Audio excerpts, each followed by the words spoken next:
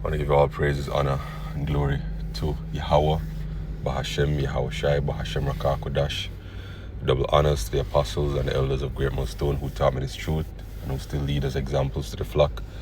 Peace and blessings to the elect out there, starting with the 144,000 elect men who have been given the understanding of this new song, to sing this new song, and to the rest of the believers, the men, women, and children whom the Lord has given the spirit of understanding to hear the new song, to hear the song that is being piped unto them, and to dance to the tune of that new song and come repenting through the atonement that is offered to us by Yahweh Shai HaMashiach, our Lord, and the sacrifice, Shalom.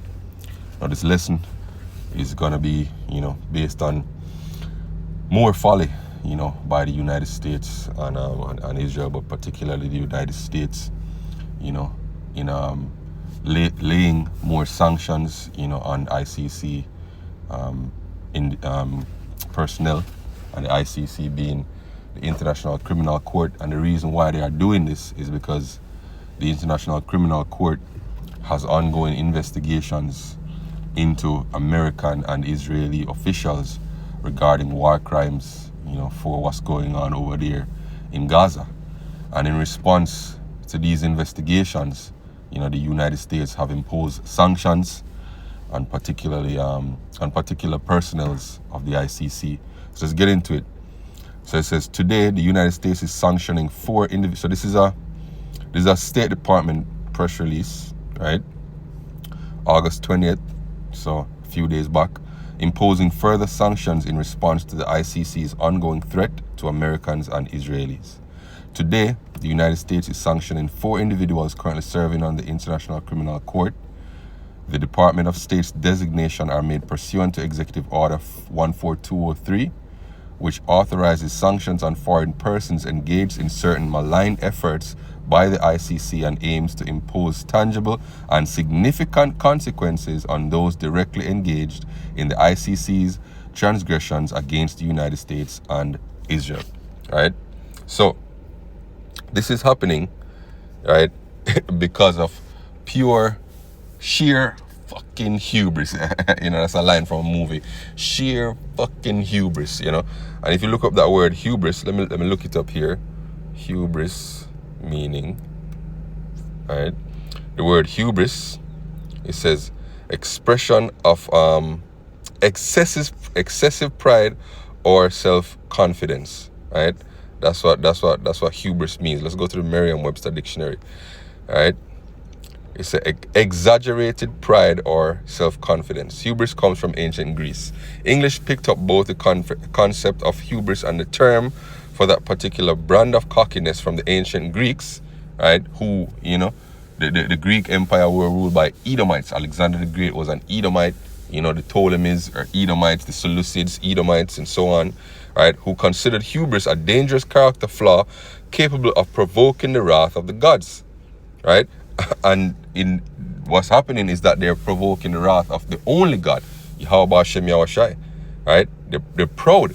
So this is what the ICC has said in response. So the ICC strongly rejects new U.S. sanctions against judges and deputy prosecutors. The International Criminal Court deplores, which means they hate. Let me look up that word just to be sure. Yep, to abhor, to regret, feel or express strong disapproval or something, right? So deplores the announcement of new designations for sanctions by the United States administration against ICC judges, so on and so forth. These additional designations follow their earlier designation of 4 other judges and the ICC prosecutor. This is not the first time they're laying sanctions against ICC personnel. The sanctions are a flagrant attack. Let's look up that word, flagrant, right? Blatant, right? Conspicuously or obviously offensive, right? It's a flagrant offensive attack against the independence of an impartial judicial institution which operates under the mandate from 125 state parties from all regions, meaning 125 countries, right? So, one of America's biggest allies, the EU, right? This is what they say. in their statement. So this is the diplomatic service of the European Union statement by the High Representative, right, of the EU on sanctions, right?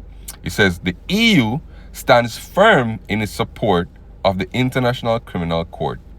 The ICC is the cornerstone of international justice and the fight against impunity, right, which is what operating without immunity, yeah, exemption from punishment or freedom from the injurious consequences of an action.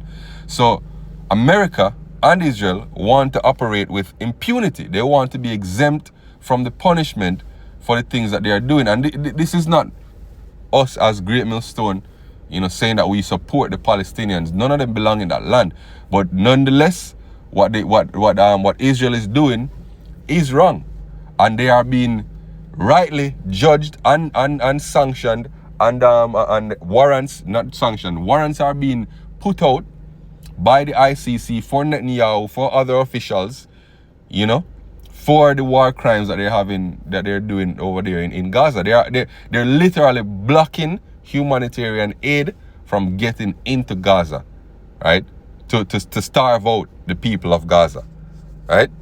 So it says the ICC is the cornerstone of international justice and the fight against impunity, holding perpetrators of the world's gravest crime to account and giving victims a voice, right? So no need to read much more of that. So this is showing you that the United States, right, by continuing to support and defend Israel, is alienating all its other allies, right? This is Proverbs 16 and verse 18. Pride goeth before destruction, right? And an haughty spirit before a fall. Better is it to be of a humble spirit with the lowly than to divide the spoil with the proud. And that's what they're doing, right? They're dividing the spoil with the proud, and they themselves have become proud, right? So what we have to understand also is where we are in prophecy. Where is America in prophecy, right? Daniel chapter 7 speaks about, matter of fact, starting from chapter 2, he speaks about 4 kingdoms. And in chapter 7, he speaks about 4 beasts, right? The 4th beast is the Roman Empire, right? Right now where we're living, the time frame that we're living right now is the revival of the Roman Empire. This is Daniel chapter 7, verse 19. Then I would know the truth of the 4th beast, which was diverse from all the others, exceeding dreadful, whose teeth were of iron and nails of brass, and devoured and brake in pieces and stamped the residue with its feet. Because Rome had the strongest military of all the 4 empires that ruled, right? Starting with the Babylonian, the Medes and Persians, the Greeks, and then the Romans, right? The Romans conquered the known world at the time, and then the revival of Rome, right, which came through the EU and America, NATO and America, is right now the strongest military on the earth. America and NATO represent the strongest military alliance on the earth right now, right? They are the revival of Rome. Going down to verse 20, and of the 10 horns that were in its head, which represents the EU and NATO, right, the beast system, and of the other which came up, before whom 3 fell, that's talking about America, the 3 that fell, right, would be the British, the Spanish, and the French, right? Even of that same horn that had eyes and a mouth that spake very great things, whose look was more stout than his fellows, right? Let's look up that word stout, right? Let's look up that word stout, whose look was more stout. The word is rab, right? And it says, Captain, Chief, Lord, Master, Stout, Great, Great Captain, Chief, right? And it says to speak great things, Chief, Leader, Captain, right? Let me look up the definition for the word stout in the dictionary. It says fat, strong, right? Somewhat heavy build, strong and thick, brave and determined, So their look is more stout than their neighbors, than everybody else. Let's read it in the NLT and see what we get. All right? See if we can glean anything. Here we go. Verse 20. I asked also what the 10 horns on the 4th beast's head and the little horn that came up afterward and destroyed 3 of the other horns. This horn had seemed greater than the others, and it had human eyes and a mouth that was boasting arrogantly. Right? And I watched this horn wage war against God's holy people and defeat them. That represented what? The transatlantic slave trade. The majority of our people went into slavery in the Americas, in America. In America, the Caribbean, South America, some were transported to Europe, but the majority of our people served under slavery in the United States of America. Right? Mystery Babylon the Great. Until the Ancient One, the Most High, came and judged in favor of his holy people. Then the time arrived for the holy people to take over the kingdom, and that's the transition that we're about to witness. When the Ancient One, Yahweh, sends his son Yahweh Shai and the holy elect angels, right, to take the kingdom from them and deliver it to the holy people, which are the Israelites, right? This is Nahum chapter 3 verse 1. Woe to the bloody city. It is full of lies and robbery. The prey departed not. The noise of a whip, the noise of the rattling of the wheels, and the prancing of horses and the jumping chariots. The horseman lifteth up both the bright sword and the glittering spear. There is a multitude of slain and a great number of carcasses, and there is none end of their corpses. They stumble upon their corpses. That's America and all the bodies that have piled up over the centuries, really, that they've been in existence, because of the multitude of the whoredoms of the well-favored harlot. And this was speaking about at the time Nineveh, right? But America represents Nineveh in this present time, You can say that America is playing the role of Nineveh in modern times, Because of the multitude of the well-favored harlot, the mistress of witchcraft that selleth the nation to her whoredoms, and families to her witchcraft, behold, I am against thee, saith the Lord of hosts, and I will discover thy skirts upon thy face. I will shew the nations thy nakedness, and the kingdoms thy shame. And I will cast abominable filth upon thee, and make thee vile, and set thee as a gazing stock. So right now, the nations are looking at America, right? And they're seeing that they are vile, right? They're seeing that they are naked, they're wretched, right? Their sins are being exposed. And how do they respond to that to being exposed? They lash out, they sanction, they threaten. Obadiah 1 verse 3 in the NLT. You have been deceived by your own pride because you live in a rock fortress and make your home high in the mountains. Because your military is so strong, you boast that America's military is the best in the world. Nobody can take us, right? Whoever can reach us way up here, you ask boastfully. But even if you soar as high as eagles and build your nest among the stars, I will bring you crashing down, saith the Lord. If thieves came at night and robbed you, what a disaster awaits you. They would not take everything. Those who harvest grapes always leave a few for the poor. But your enemies will wipe you out completely, right? America, Mystery Babylon the Great, is going to be completely destroyed by thermonuclear fire, both by its enemies and its allies turn enemies. Right? Because America and their foreign policies, especially under Donald Trump, have continued to alienate, right, their allies, Every nook and cranny of Edom will be searched and looted. Every treasure will be found and taken. All your allies will turn against you. They will help to chase you from your land. They will promise you peace while plotting to deceive and destroy you. Your trusted friends will set traps for you and you won't even know about it. Right? And that goes hand in hand with Revelation 17 and 15. He said to me, the waters which thou sawest, where the horse sitteth, are peoples and multitudes and nations and tongues. Why? Because everybody wants to go to America.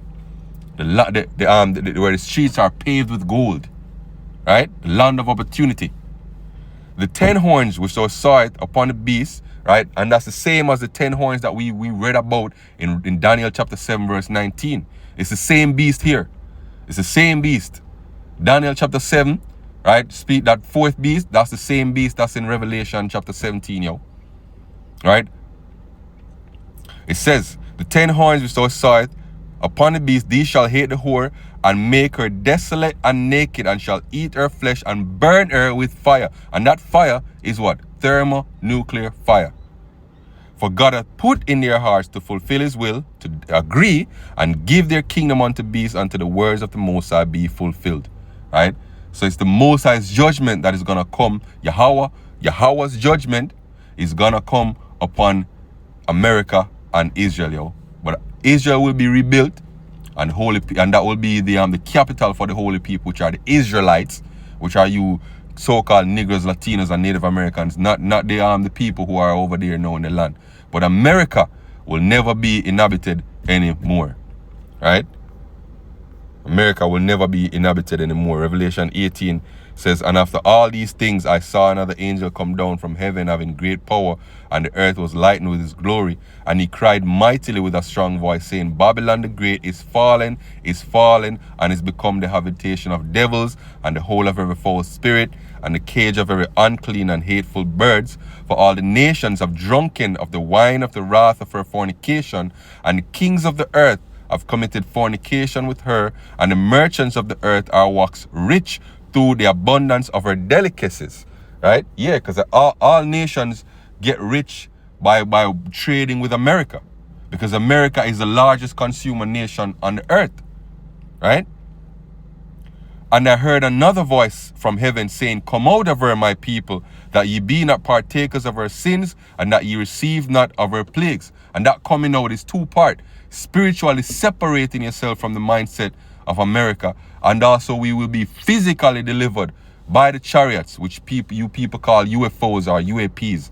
Right? The chariots of Israel are going to deliver the elect. For her sins have reached unto heaven, and Yahweh hath remembered her iniquity. So we don't care that you're sanctioning the ICC, right? There is a judge that is above the ICC that you cannot judge, that you cannot sanction, Salakia. You cannot sanction Yahweh Hashem Yahushai and the holy elect angels when they come, yo. The Lord is going to meet you not as a man, but as an angelic force, right? Reward her even as she rewarded you, double unto her, double according to her works. In the cup which she hath filled to her double, right? So there's so much more we could bring out, but the point has been made. Hopefully this lesson was edifying. Till next time, shalom.